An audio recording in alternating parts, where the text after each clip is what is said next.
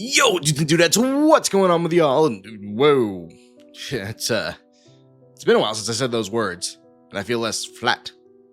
Okay, in all seriousness, yes, I put these down for a while because the commentaries and the Let's Consume started eating up all my time, but I never intended to abandon this. I love books. I make books. Books are still very much my shit, and so I'm hoping to be able to find time to still do these, even if it's not quite as often as I originally intended when I first started this channel. But nothing on this channel is, so that's just kind of the way that works. So this review is going to be for I Will Find You. Now that could be a horror, a romance, or a smut novel. Let's find out. We open up on MC, who even after finishing the book, whose name I don't remember because after 5 chapters they still haven't said it, and this novel is told in first person, instantly making it far more awkward to talk about.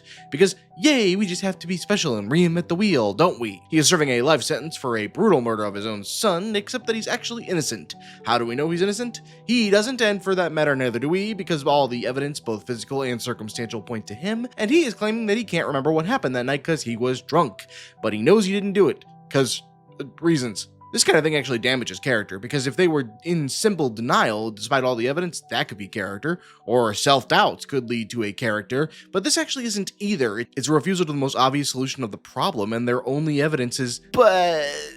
It reminds me of when those people on Murder, She Wrote episodes would claim that they were innocent despite all the evidence, and because they claimed that they were, you knew the show was going to prove that being the truth in the end. MC was caught burying the bat that was used to brutally murder his son while in a drunken sleepwalking stupor. And I don't care how sure of yourself you are, part of you would be questioning that. This is followed by a cringy line about how this isn't the type of story to get a wrongly convicted man trying to prove his innocence. And about 24 authors of classic stories wince as that trope was just damaged. It's really odd to have somebody, especially in the first person, break the fourth wall so directly and speak as if they know they are merely a fictional character in a story, because it breaks you right out of the story. There are examples where this sort of thing might work, one such example springing to mind being the mad ravings of Notes from Underground, all told from the point of view of a man who is trying to subsist upon his own situation in life, flipping back and forth rapidly in his attitude towards himself and the world at large, and it's engaging in a bit of mindfuckery if you can stand the raving, but this is not that. Even with children's stories, it's not uncommon for the author to, however briefly, address the reader, such as in the Chronicles of Narnia or the series of Unfortunate Event books. But that is done by the same voice telling us the story from an outsider perspective,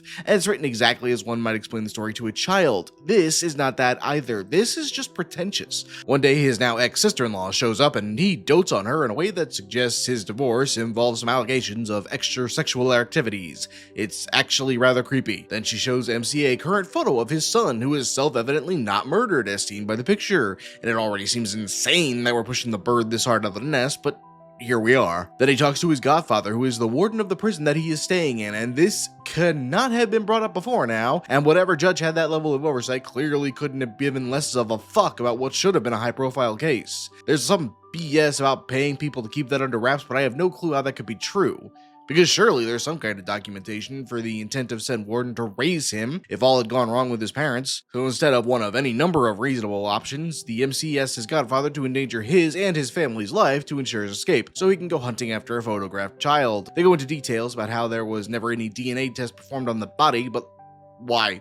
If he was beaten so bad that they couldn't identify him by sight, a DNA test almost certainly would have been mandatory. It's insane to suggest that the cops, the court, and the jury all just eyeballed that shit and said, yeah, that's probably the kid. Anyhow, spoilers abound, so skip to me summary if y'all want to avoid plot details. There's an extended plot about how one of the prison guards was paid off to kill MC, whose name I still can't recall, and at this point I don't care to check. His godfather and his best friend help him escape by staging a hostage situation because clearly someone's brain operates backwards here, and they decided to infect everybody else, so they can only choose the worst possible solution to every problem. I mean, the idea that the warden and the lawyers never even once considered getting someone to check on this given photo and the lack of ID is absolutely insane. And when he breaks out, journalist, no longer sister-in-law, just happens to be nearby so she can help him. My, that's convenient. He ends up disguising himself by shaving his head and adding a pair of glasses, and I'll actually say that part is not so far-fetched as it might be. Sadly, it doesn't appear to matter so much as almost everyone seems to recognize him instantly anyway. There's also a lot of cutaways to a pair of FBI agents who are practically psychic for how good they are at their job. It's actually disturbing, and ultimately they're completely unimportant to the story, and it would be far more lean to not have them in it at all, so they really just eat up time. MZ breaks into terrorize an old lady who lied on the stand, so maybe he's not guilty, except she still thinks he is guilty anyway, except then she's going to lie to the cops when they show up to cover up for MC, because reasons, I suppose. Who knows? Certainly not me. Certainly not the book. While she's doing this, we keep flashing to MC as he's running away, and frequently he panics as far as wondering what it is the old lady is going to say to the police. And that would make sense from his point of view, but the cat is already completely out of the bag because we've already seen everything from old lady's point of view. We know what she says. Fuck all, so why are you trying to provide tension where none can now exist? This book also has a very weird thing where it flips between first and third person, and man, am I glad that trend died out because fuck, it's actually insane to do that. Plot contrivances contrive themselves until MC is reunited with his son, who's totally fine, and the plot is tied up as if by a birth prevention doctor trying to make his tea off time.